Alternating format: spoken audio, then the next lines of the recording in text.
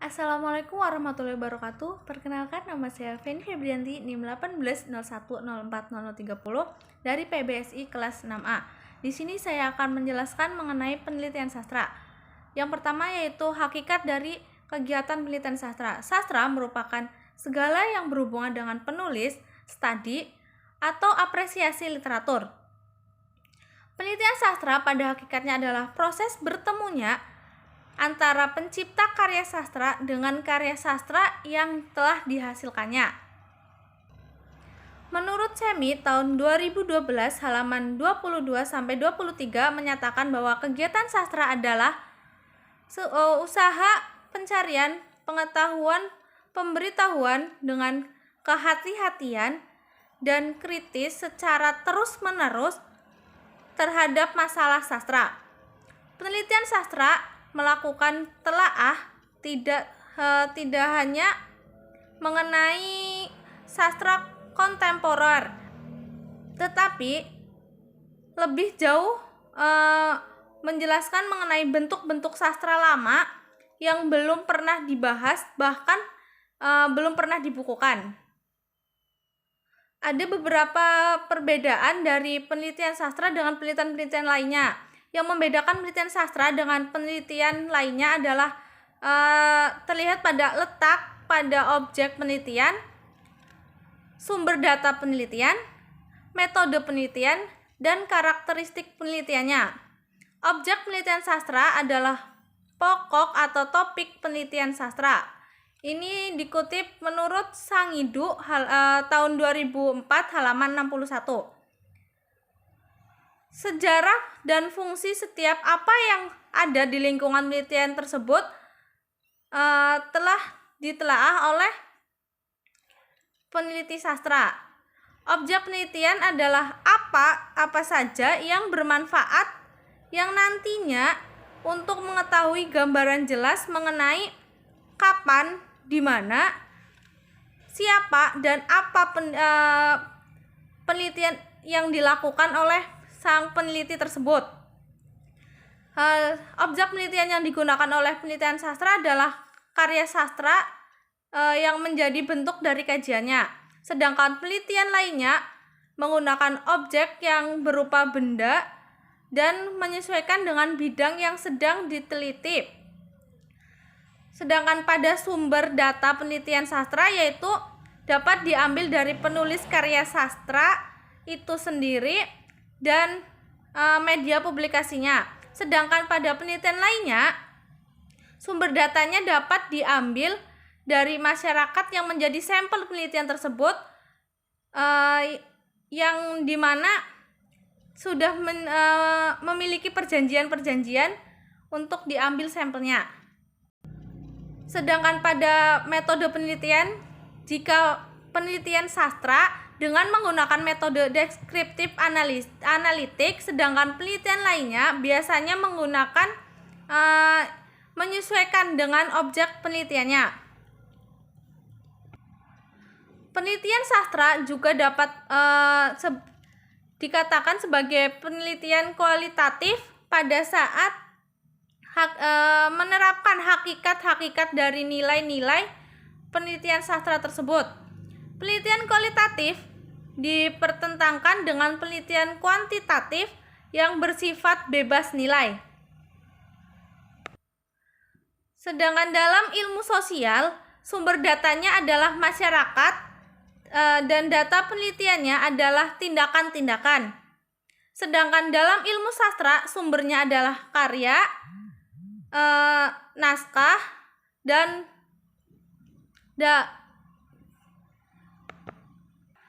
data penelitiannya sebagai data formal adalah kata, kalimat, dan wacana. Jika pada sosiologi dan psikologi sastra, sumber datanya dapat berupa masyarakat, sebab masyarakatlah yang menghasilkan karya sastra tersebut. Dalam metode kualitatif, memberikan perhatian terhadap data alamiah, data yang ada hubungannya dengan konteks keberadaannya. Menurut Semi tahun 2012 halaman 11 menyatakan bahwa penelitian sastra sebagai penelitian kualitatif jika penelitian sastra yang dilakukan lebih mengutamakan ke dalam penghayatan terhadap interaksi antar konsep yang sedang dikaji secara empiris.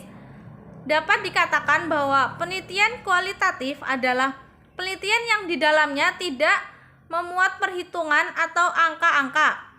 Ini dapat dicontohkan pada judul penelitian sastra, yaitu yang berjudul Analisis Klasifikasi Emosi Tokoh dalam Novel Malik dan Elsa II karya Boy Chandra. Kajian psikologi sastra. Di dalam analisis ini kita akan meneliti mengenai karakter serta perilaku tokoh tokoh Malik dan Elsa yang digambarkan oleh penulis berdasarkan emosi dengan menggunakan penelitian kualitatif.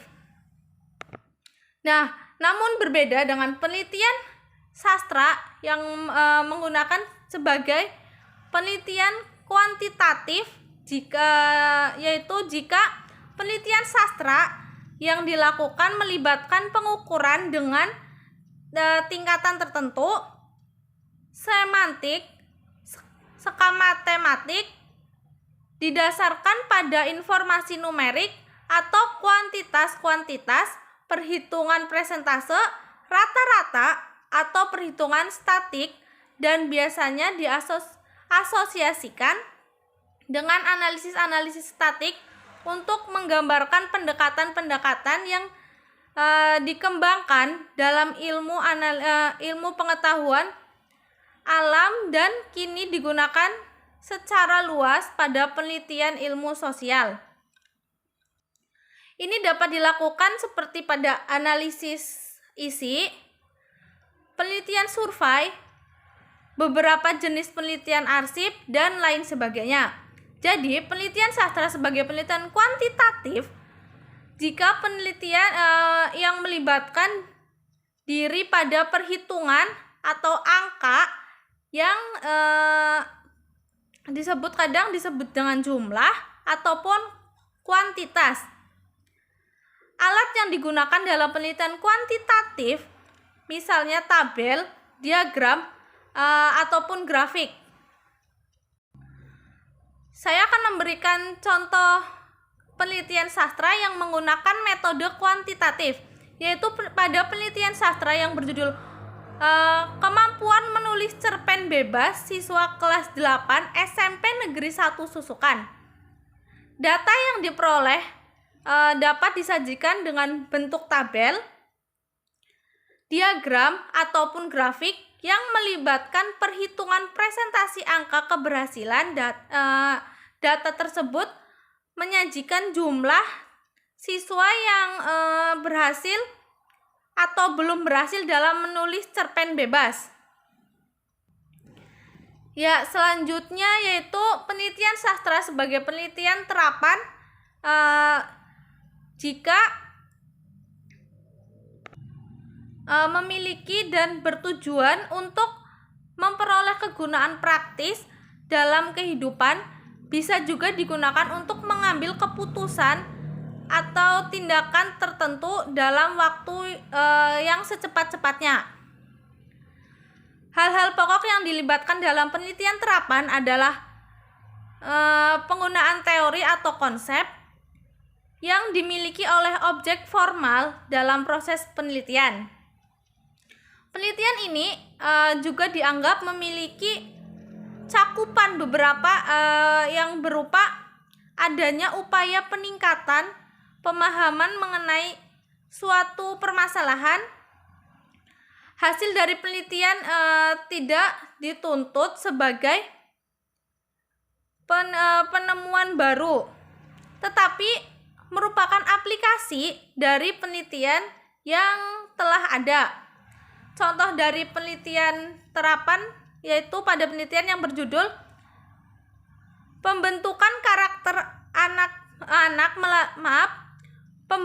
karakter anak melalui pemanfaatan cerita anak yang berjudul Payung Nina, karya Wahyu Kuncoro.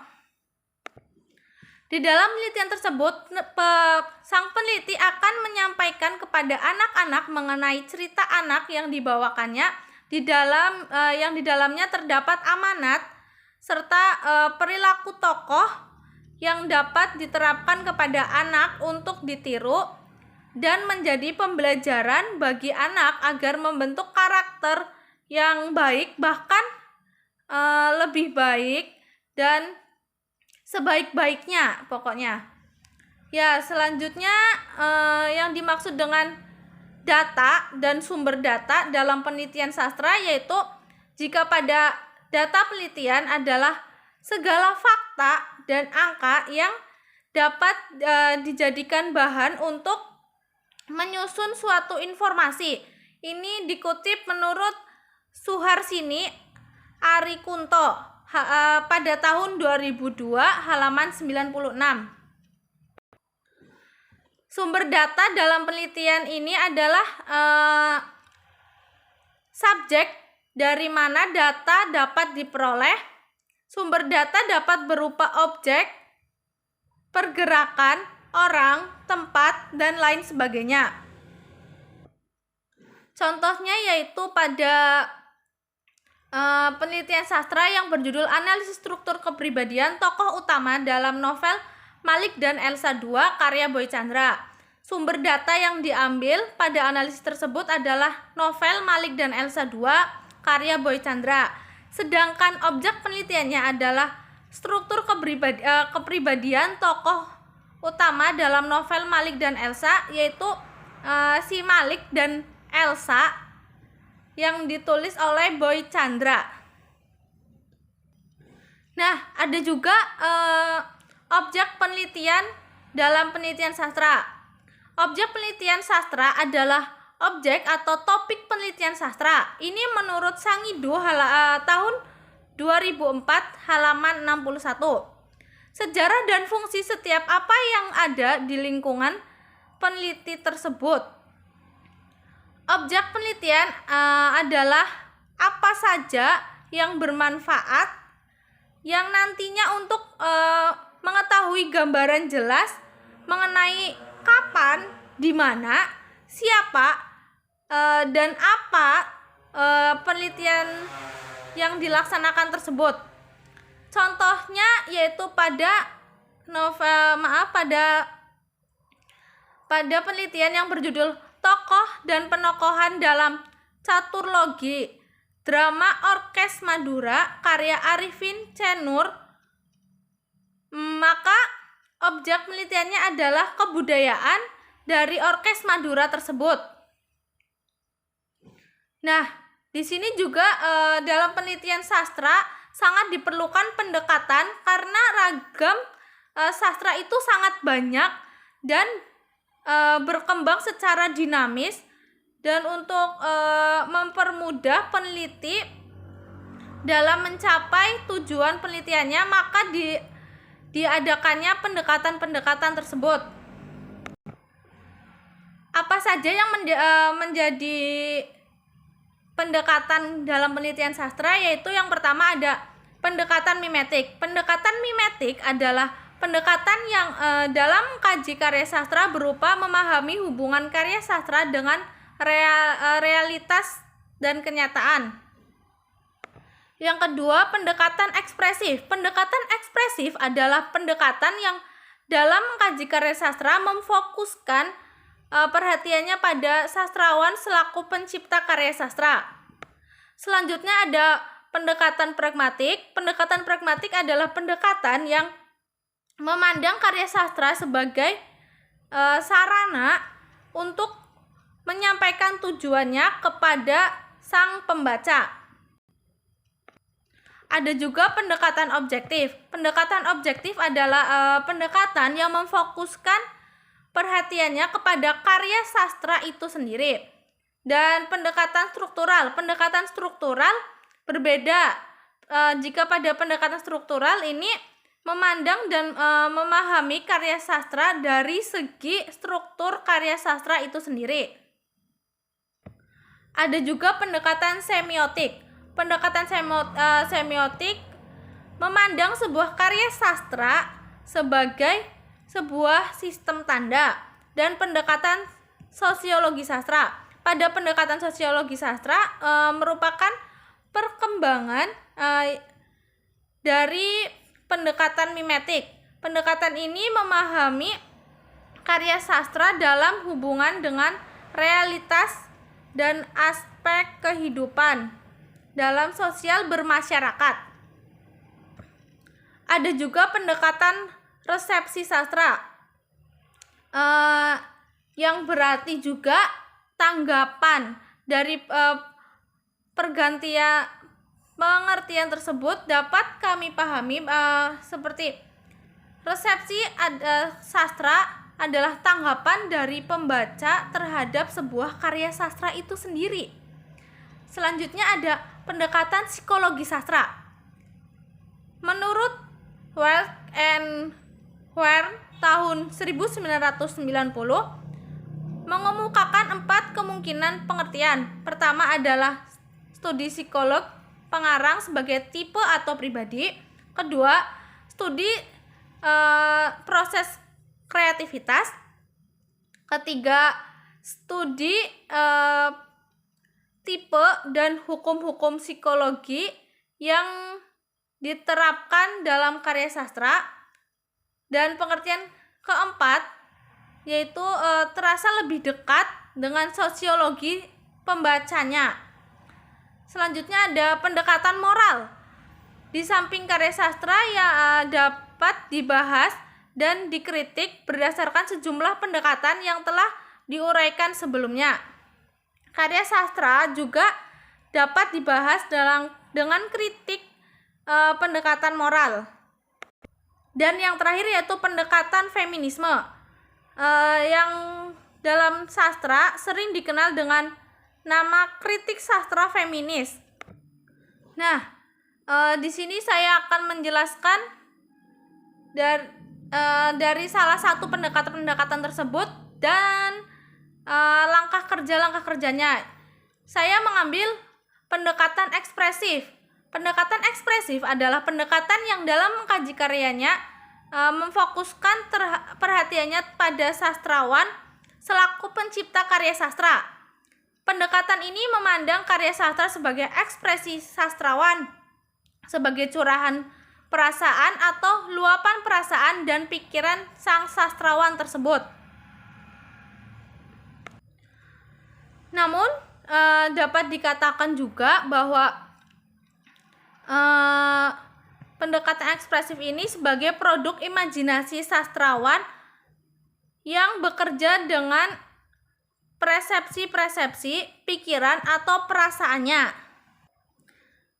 Pendekatan ekspresif ini menekankan kepada penyair dalam menggunakan atau mencurahkan segala pikiran, perasaan, dan pengalaman pengarang ketika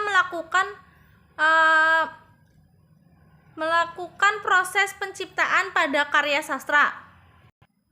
Konsep dan langkah kerja pada pendekatan ekspresif adalah yang pertama, menunjukkan data yang diperoleh pada tahap 1 dan tahap 2 ke dalam fakta-fakta khusus menyangkut watak, pengalaman hidup, dan ideologi pengarang secara faktual di luar teks. Yang dimaksud adalah data sekunder berupa biasanya yaitu biografi sang sastrawan tersebut.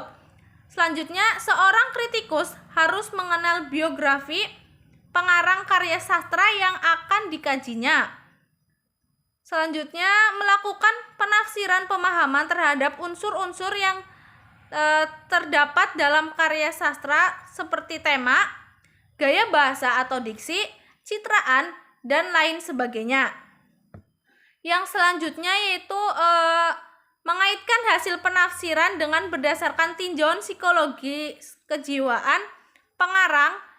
Asumsi dasar penelitian psikologi sastra antara lain dipengaruhi oleh anggapan bahwa karya sastra merupakan produk dari sebuah kejiwaan dan pemikiran pengarang yang berada pada situasi setengah sadar atau subconscious. Setelah jelas baru dituangkan terhadap bentuk secara sadar atau conscious. Dan kekuatan karya sastra dapat dilihat dari berapa jumlah jauh pengarang mampu mengemukakan ekspresi kejiwaannya yang tak sadar ke dalam sebuah ciptaan sastra. Nah, langkah yang terakhir yaitu memberikan sejumlah pikiran, persepsi, dan perasaan pengarang yang hadir secara langsung dan tidak langsung di dalam karya sastranya. Nah, yang terakhir saya akan menjelaskan bagaimana teknik pengumpulan data dalam penelitian sastra. Teknik pengumpulan data adalah cara yang digunakan peneliti dalam mendapatkan data di lapangan. Dalam penelitian sastra, kita dapat menggunakan beberapa teknik pengumpulan data yang umumnya dilakukan, yaitu biasanya kuesioner, studi pustaka, wawancara, dan observasi. Nah, pengumpulan data tersebut dilakukan untuk memperoleh informasi yang dibutuhkan dalam rangka mencapai tujuan yang rinci terhadap penelitiannya. Oleh karena itu, teknik pengumpulan data yang digunakan sesuai dengan kebutuhan peneliti agar tujuan penelitian tersebut bisa tercapai. Sekian dari saya. Wassalamualaikum warahmatullahi wabarakatuh.